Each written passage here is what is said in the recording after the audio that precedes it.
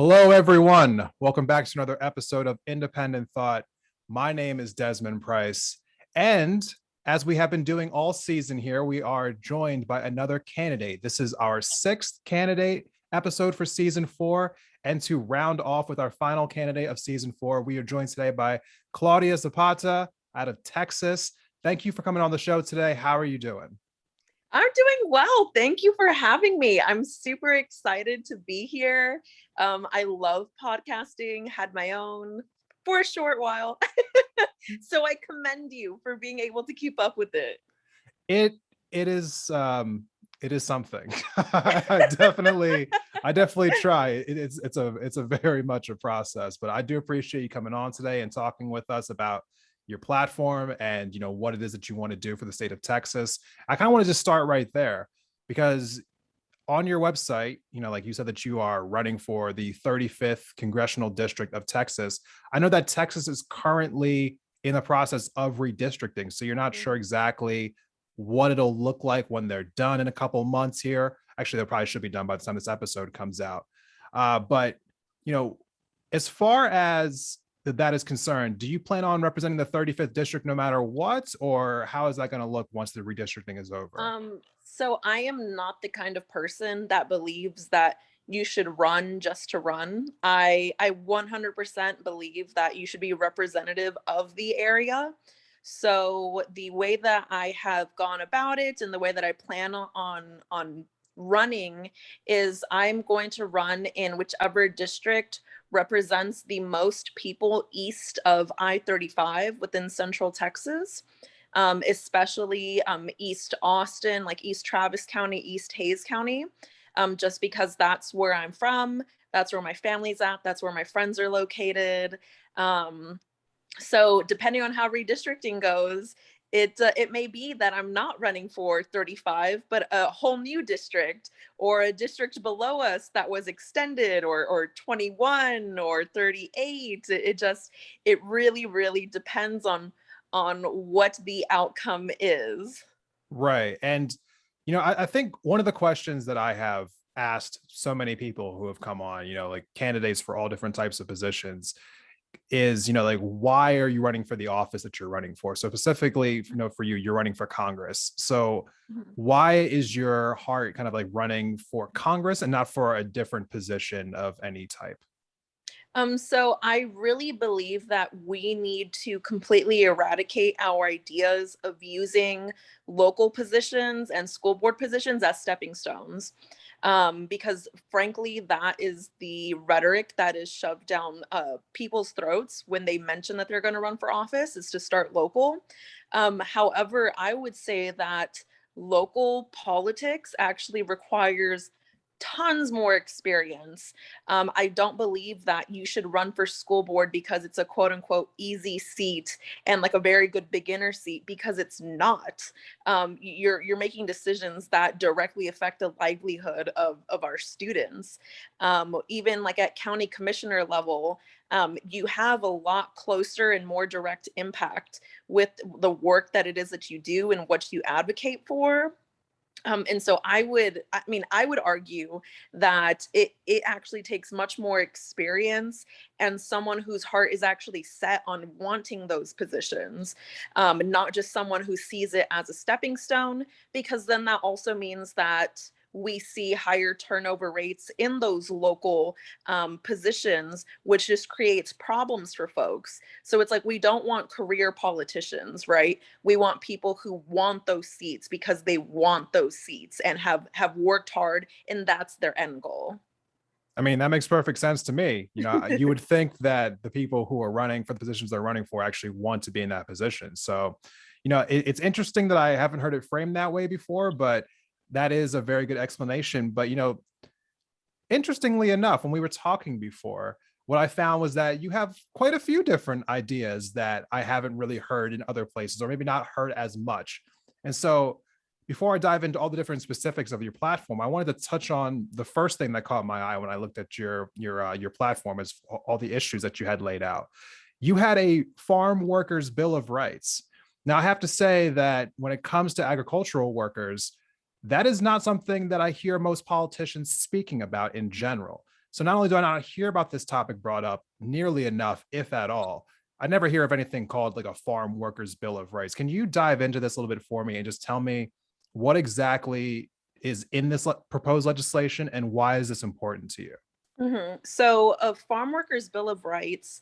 One, I want to say that most politicians maybe haven't talked about it or brought it up because they've just never experienced it, never lived it. However, I come from a family of farm workers who did migrate like during the school years and even before they went to school, starting like at the age of 5, working in fields. And I still know tons of folks who go out and work in the fields even throughout this pandemic.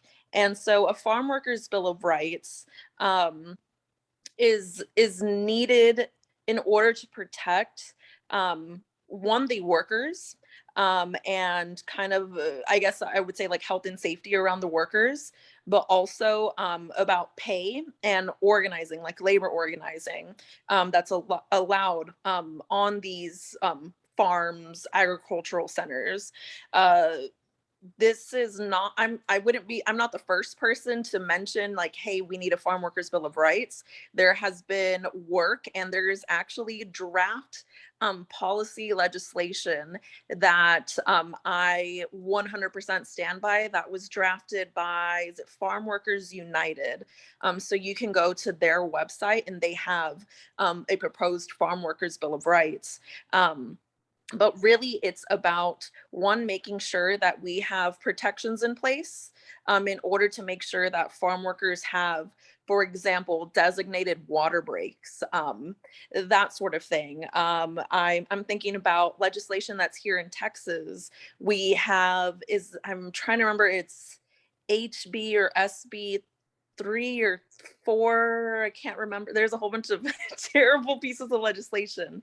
But for example, there's one during the special session right now with where they are wanting to take away water breaks from construction workers. And I know, right? And For they're trying to what? limit it. I know. I think right now, law states that once every hour, construction workers are allowed to have like a 10 to 15-minute water break. And they're actually trying to do away with that and say that it should be up to the company and like OSHA requirements to determine what that looks like.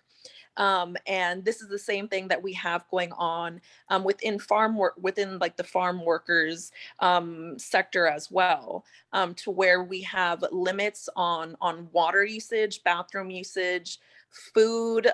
There's no sort of planning in regards to heat because we know that climate change is only getting worse. It's only getting hotter, and we're not putting out those protections.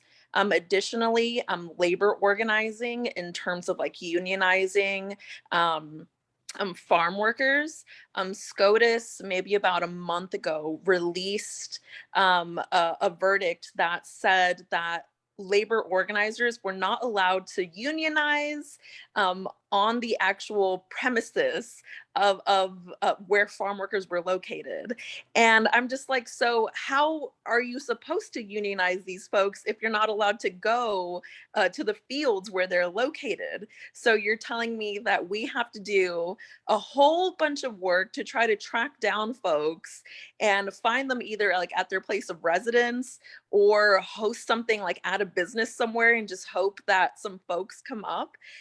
It's kind of crazy. And so SCOTUS released that, like I said, maybe about a month or so ago, which undid decades of work that Cesar Chavez has fought for. So I definitely think that we need to have that farm workers bill of rights because consistently, time and time again, you may not have uh, understood and at the time that, hey, these hands were picked by someone less fortunate than me. But I mean that's the truth of it, right? And we don't have enough people advocating for those that are literally putting the food on our table. Right. And to me, it's absolutely mind blowing that we don't have more folks talking about it because it's such crucial work. And to think how underpaid and underserved and overlooked these folks are, it's like it makes me sad, but more so it makes me like want to fight someone. No, I can completely understand that. And there is inequities all over our country. This is, like the Yes. reasons why we are seeing so many people get activated politically. We are thankfully seeing more and more people, like protest and organize around these inequalities that we're seeing across the country. And one of the industries that sees a huge amount of inequality is our healthcare system. I know that when Mhm. we spoke previously, you had spoken about, like specific changes that you wanted to make to the healthcare system if you were elected. Could you tell the audience what exactly would you do? Like, your first opportunity to propose healthcare legislation. I would say capping generic pharmacy prescriptions, capping their price. I have been lucky enough that like my entire life I had insurance. However, whenever I quit my job in order to run for office, because there's a lot more that I could say about that, but I Right. had to quit my job in order to run for office, and I had work sponsored healthcare. And I'm currently one of the millions of uninsured throughout the US right now. And I have asthma and a severe peanut allergy. So I also have an EpiPen. I had made sure that I got all of my prescriptions like right before my insurance went out and ended.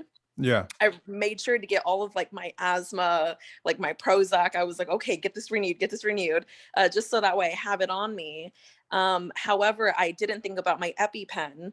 And so just this last weekend, I went to Walgreens and I was trying to see how much the EpiPen would be out of pocket.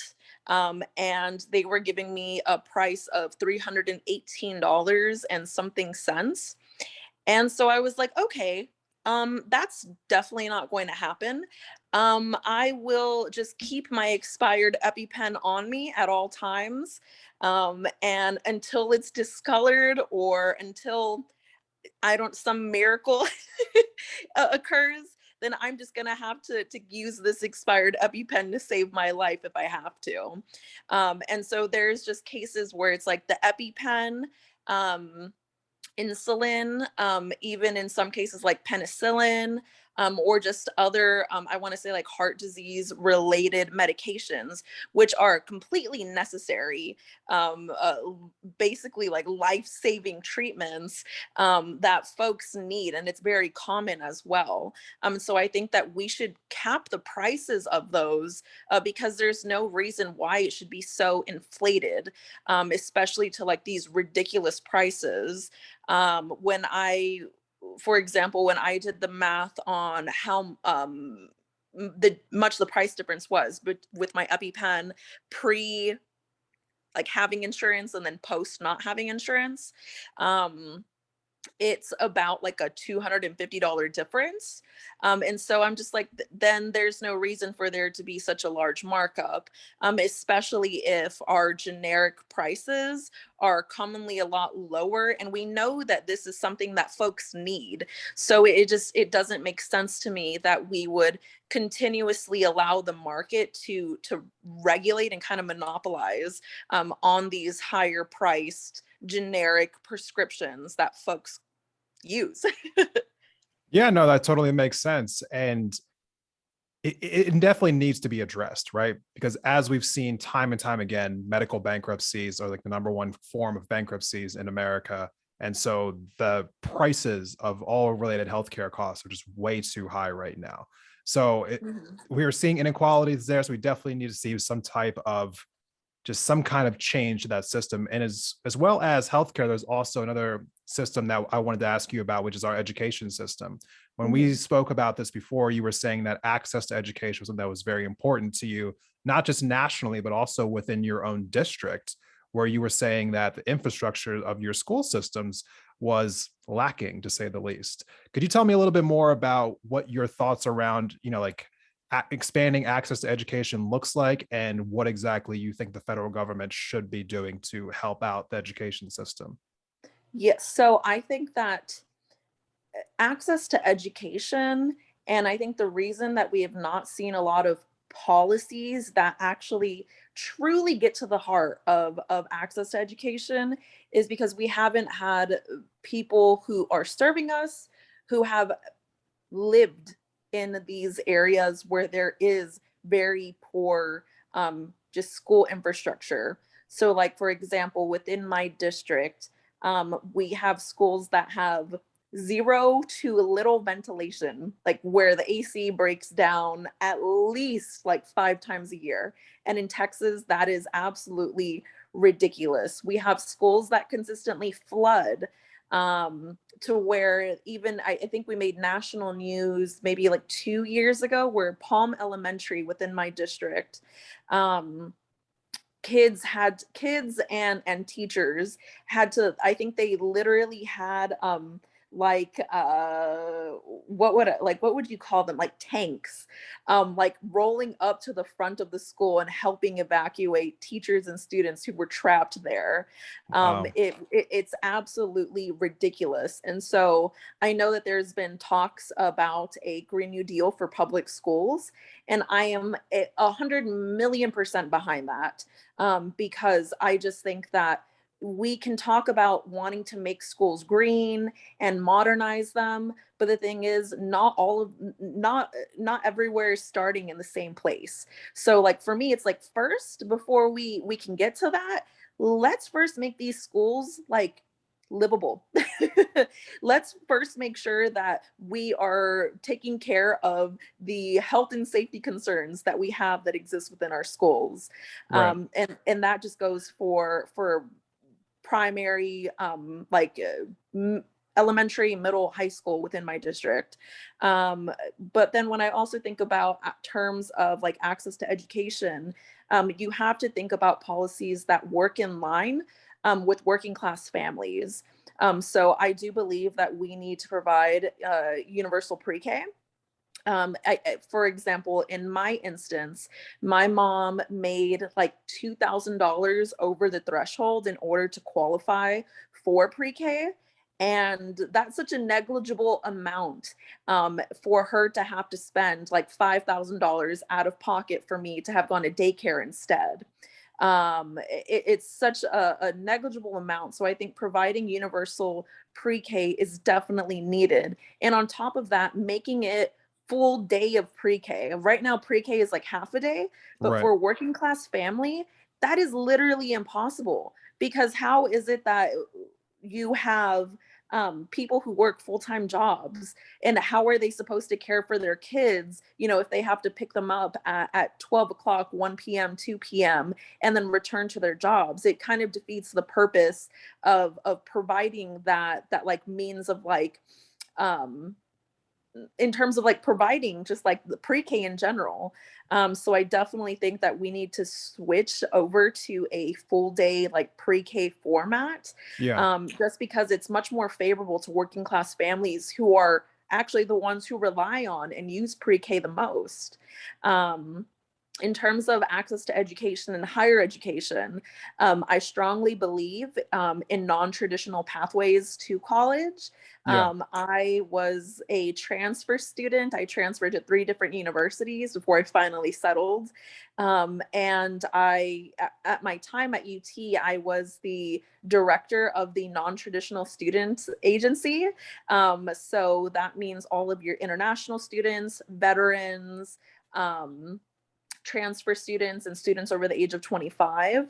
And I basically just worked with campus administrators, to try to figure out like, okay, how do we review our admissions process? Okay, how do we, let's think about who it is that we hire into like VP of enrollment. Let's think about the type of thought that we put into when we're thinking about the pipelines to college. Um, I am all for free college, university, vocational and trade schools.